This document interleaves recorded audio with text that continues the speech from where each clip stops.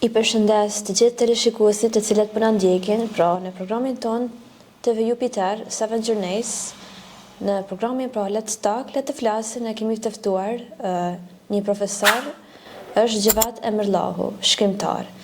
Gjevat, mirë se erdhe në intervistën tonë dhe faleminderit shumë që keni pranuar me qenë pjesë e emisionit tonë. Mirë se u gjeta, ju faleminderit për ftesën tuaj. Gjevat, atëherë, çka mund të na thuash për të burgosurit të cilët gjenden tani në Hag?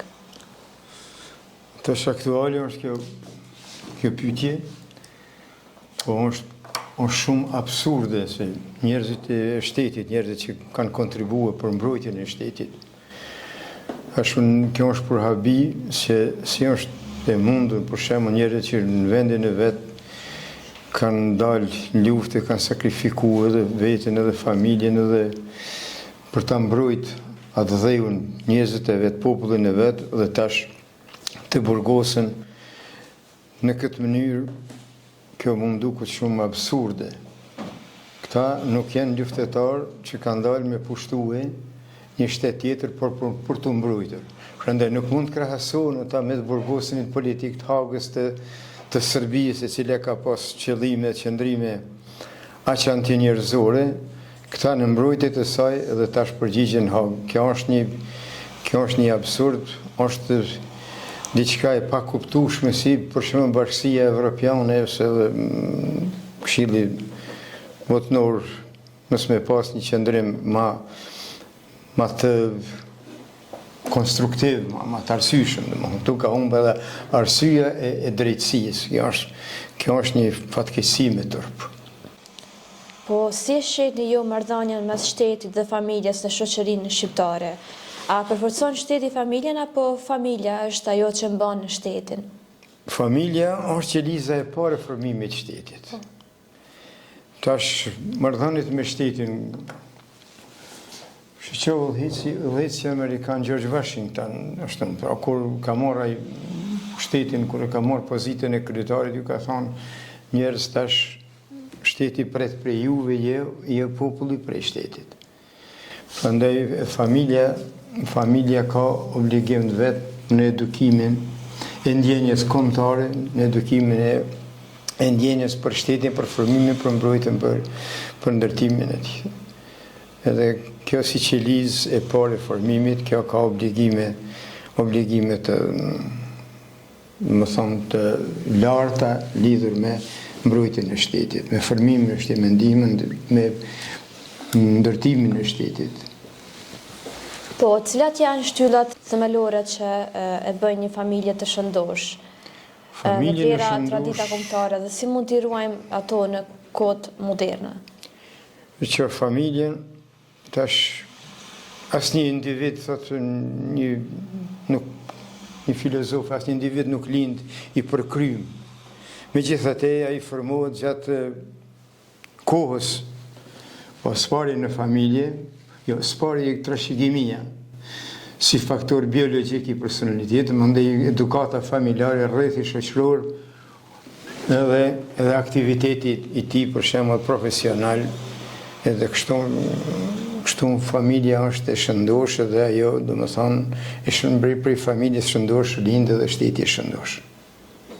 Po, normal, se nëse nuk është familja e shëndosh, nëse nuk i ka këto tipare kryesore për të qenë e shëndosh, të cilat i përmendet, nuk mundet me shku edhe përpara, normal, do të me qenë edhe edukata shumë e rëndësishme, që e thatë edhe jo. Po, sa ka morali shoqëror dhe identiteti kombëtar në formimin e një qytetari të mirë?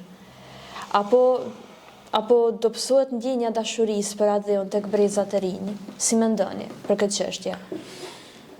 Jo, nuk besoj si po do pësohet ndjenja për atë për shtetin, për ardhmërinë e tij.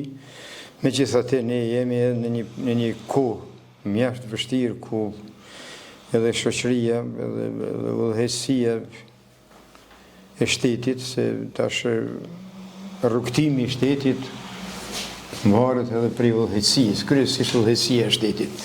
Këto edhe shkrimtarët tanë, edhe Çajupi e përmend më herë se çdo gjë për lëvizjen e shtetit, për përparimin e tij, rrugtimin e tij në drejtimet të dorën varet prej udhëheqësisë së shtetit. Prej udhëheqësisë, po. Kryesisht prej udhëheqësisë së shtetit. Andaj udhëheqësia gjithmonë të jetë më e kompletuar, lidhur me veprimet, lidhur me ngjarjet të cilat ndodhen edhe për ardhmërinë e shtetit. Nga këndvështrimi kulturor etik, si mund të shpjegojmë konceptin e farzit kifaje për publikun dhe si lidhet ai me përgjegjësitë kolektive të një shoqërie? Farzi kifaje. Po, edhe mu më ka interesu të di se qëfar në shteti si mas fetarës. Shteti është i shenjtë, thuhet vakaf, dhe më thonë është i shenjtë. Edhe krijuesi e kalon urdhër të prerë, dhe më thonë farz. Për njeri i kalon dy farze. Farzi ajnë, personal, me kry urnat personale. Agjerimi, falja, ajo lëvizjet e tij në shoqëri, kalon urdhën e prerë personale, mirë për krahas asaj jep edhe urdhën e prerë kifaje, domethënë urdhë i prerë që quhet kifaje, urdhën e Zotit, që për shtetin të vdiset në mbrojtjen e tij. Edhe armikut në front nuk i kthehet shpina. Domethënë aq është e precizuar. Mandej kush vdes për atë dheun, ai ka shpërblimin më të lartë për të dy botë, edhe për këtë botën edhe për botën e ardhme.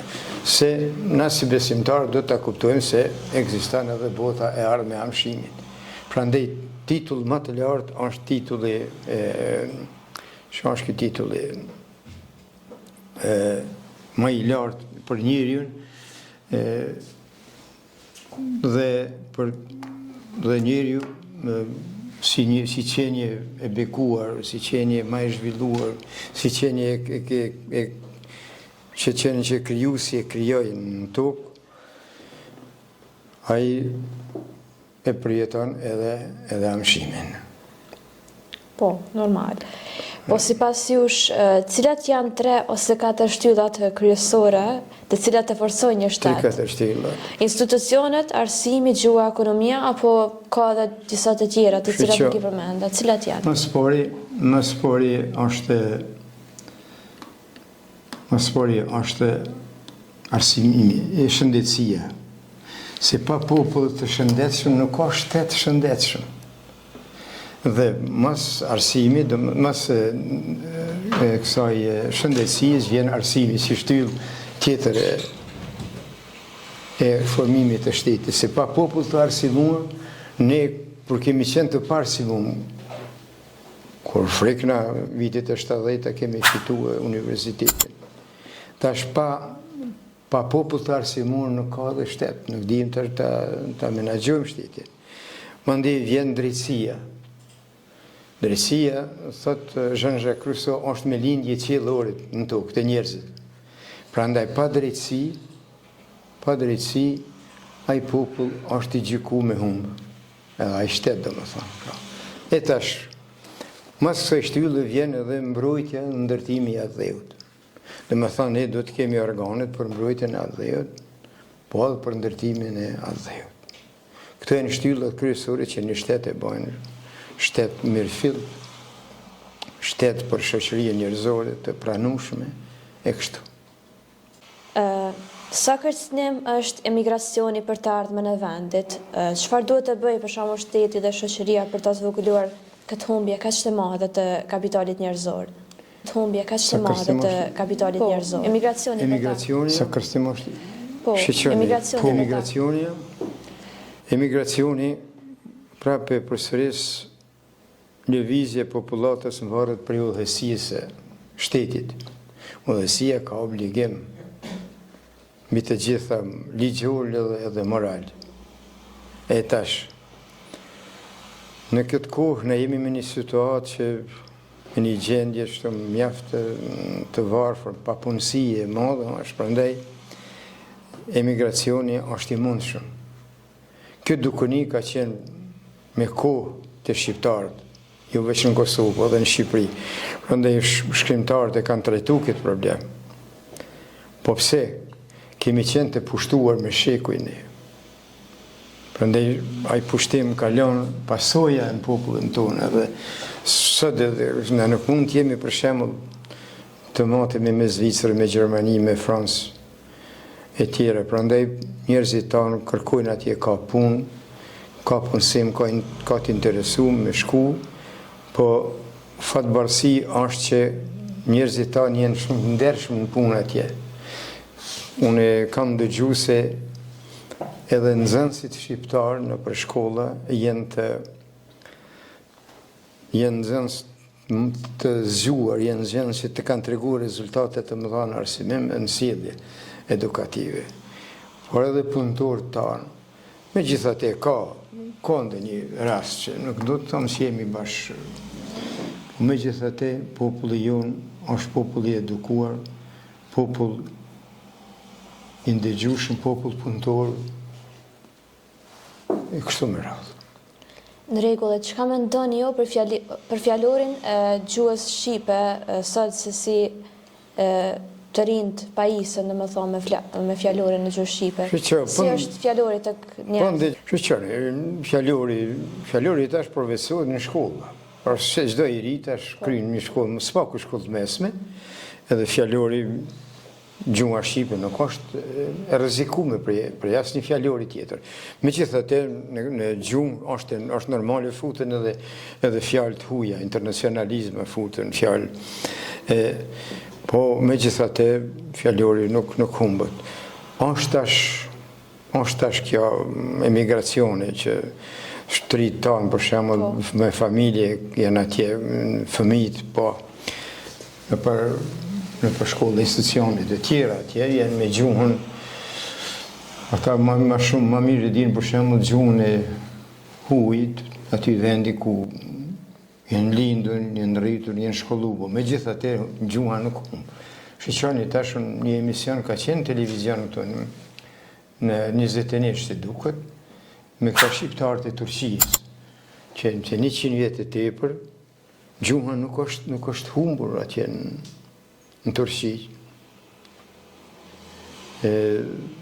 Gjuha është një faktor shumë i personalitetit, shumë i mësën i kolektivitetit, edhe tash po trit, megjithatë atje masi që janë në kontakt gjithmonë me popullin e atij vendi, gjuha mund të më dobësu, po megjithatë shqipja është shqipe. Po, e vërtet se trit, kur i ndëgjoj edhe unë, se dhënë ndonjëherë shumë rrollë, jo shumë shpesh, i përdorim disa fjalë pra të gjuhëve të tjera internacionale, sidomos anglisht. Në gjuhën më shumë ka shumica që e trive që flasin më shumë kur të flasin për shembull në gjuhën shqipe, përdorin më shumë fjalë në gjuhën angleze, po. Po sa i përket studentave, nxënësve, kështu në përgjithësi, ka më shumë që janë të suksesshëm apo që janë mesatar, apo si qëndron puna tek suksesi pra në këtë si profesor? E ki fjalën për nxënësit që shkollohen jashtë? Jo, përgjithësi ju si profesor me nxënësit e juaj. Ja, shiqo, thash gjuha kultivohet ajo, gjuha vazhdimisht, por atje tash i kanë marrë atë internacionalizmet, jo ciao, jo okej, jo janë futur në fjalorin e përditshëm, po megjithatë gjuha nuk, çka thash, e kanë rujt me shekuj, gjuhën shqiptarët edhe në Turqi, edhe në Itali, arbresht e Italijës, e kanë rujt gjuhën, domethënë edhe kanë rujt atë ndjenjen kombëtare, e dinë vetën si shqiptar, po tash më varet për personit, nuk ka njerëz, megjithatë gjuha kombëtarja, ndjenja kombëtare, që populli jon ka jetuar në kushte shumë të rënda prej shekullit 7, kur kanë ardhur slavët edhe kanë pushtuar Ilirien. Po megjithatë neve gjuhën na ka rujt si këmbë, si faktor i rëndësishëm i personalitetit.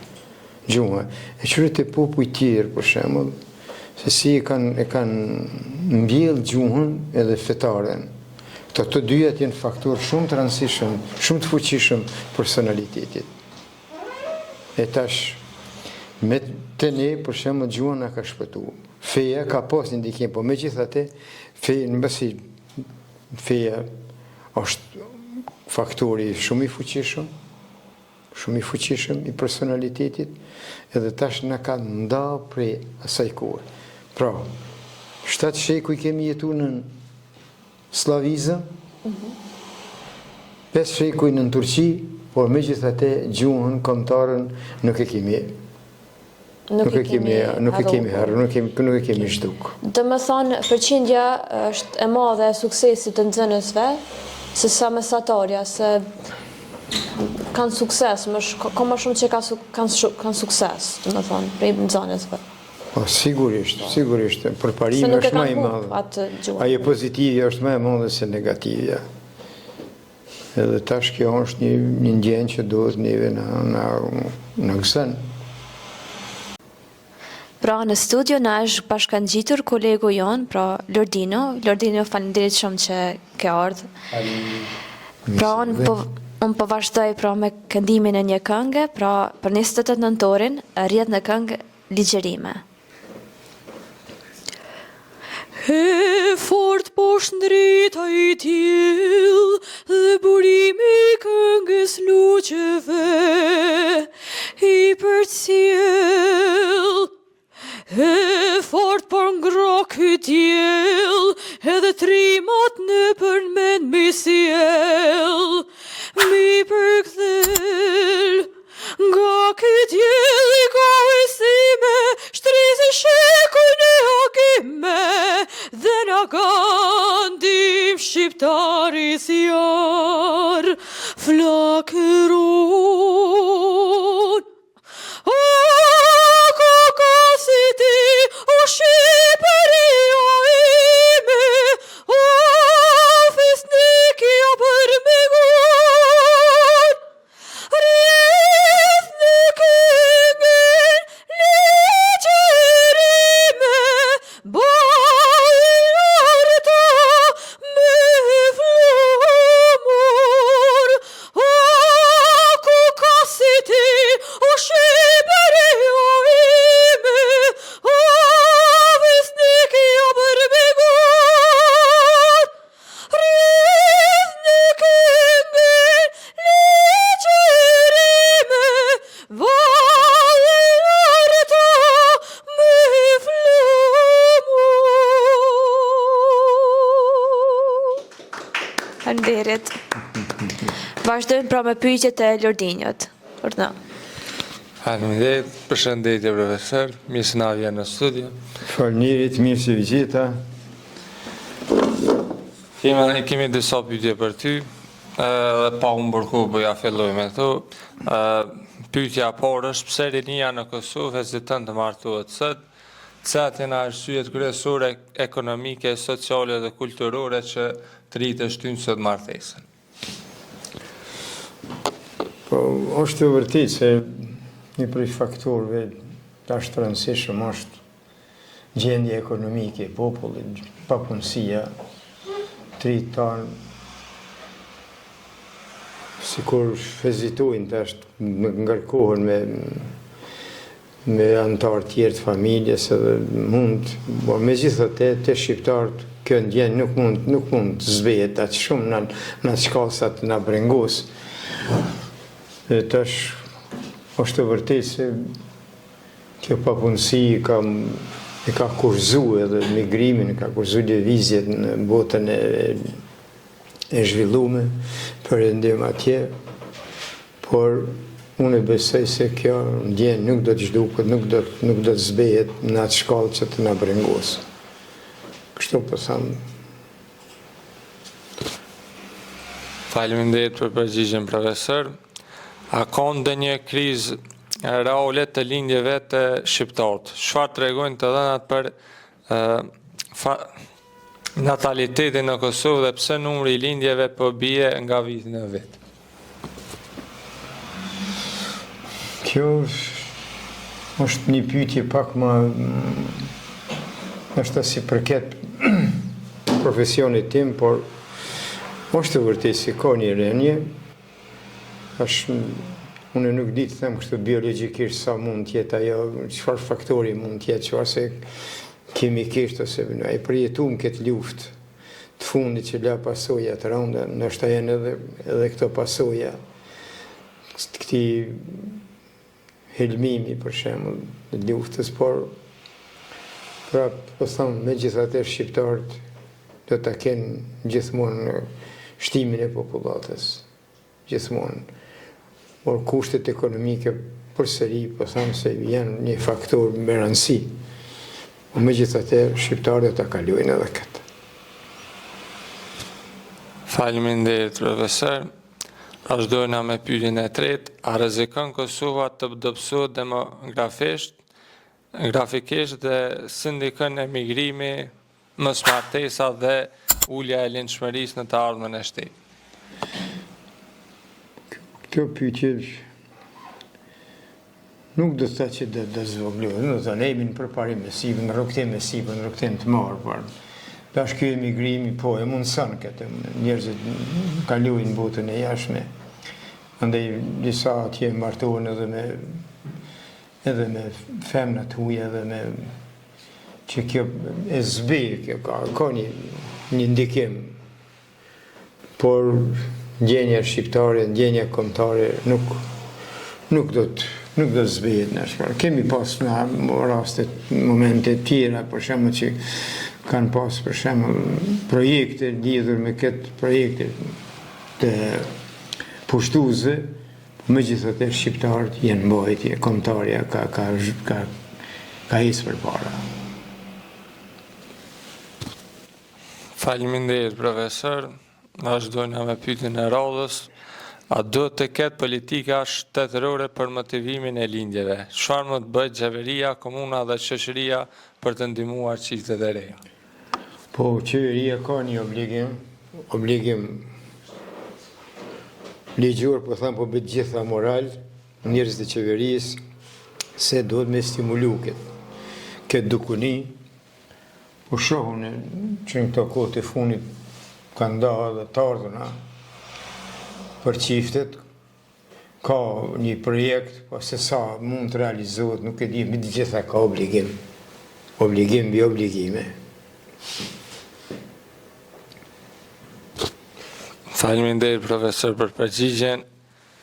Si lidhet identiteti kombëtar me çështjen e natalitetit? A ka rrezik asimilimi në trojët shqiptare dhe si duhet të përgjigjet shoqëria ndaj kësaj sfide? Jo, në trojët shqiptare nuk ka rrezikim, por ajo më e keqe është që për disa familje, për shembull, që janë ekzil, tje fëmijët e tyre, për shembull, dhe disave kanë fjalën, nështë e kanë zbe pak formimin, përvecimin e gjuhës, po mësën edhe të adeteve, se